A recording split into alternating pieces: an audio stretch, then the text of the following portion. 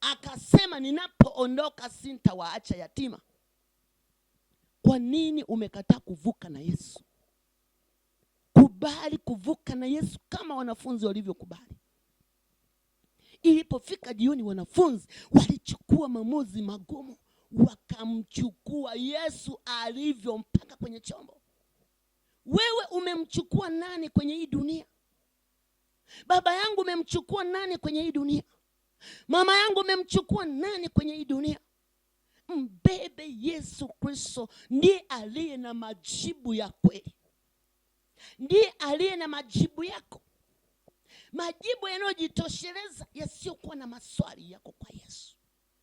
Yesu ni Mungu. Yesu ni Bwana. Anaweza kutatua kesi nzito.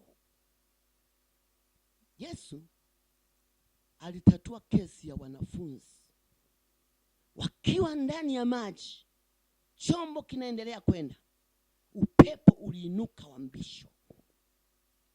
Upepo mkubwa ukapiga, zoruba ikainuka. Kama kawaida unavyoweza kuona, upo na safiri kwenda Zanzibar, upo na safiri yamkini kwenda Ukelewe, yamkini unasafiri kwenda visiwani, visiwa mbalimbali. Lazima upite kwenye chombo kinachoitwa meli, aidha feri au mtumbwi.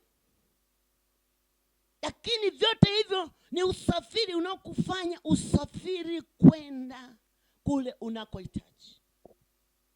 Na ilipokuwa jioni, wanafunzi hao walisafiri kupitia vyombo vya wanadamu vilivyotengenezwa kwa mikono ya wanadamu. Na Yesu alisafiria kwenye hivyo vyombo. Alisafiri kwenye mtumbwi. Ilipokuwa katikati ya ziwa, aidha tuseme bahari, ikachafuka. Mawimbi yakainuka makubwa. Ndani yake kwenye huo mtumbwi wamo wanafunzi. Yupo na Yesu. Yesu mwenyewe amelilaza kwenye kamto kazuri juu ya shorti.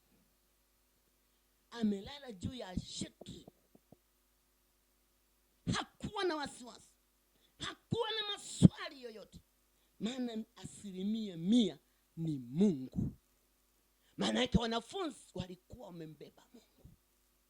Lakini walikuwa hawajajua nani waliyembeba. Katikati ya zoruba walikosa majibu. Walianza kuhangaika. Walianza kutapa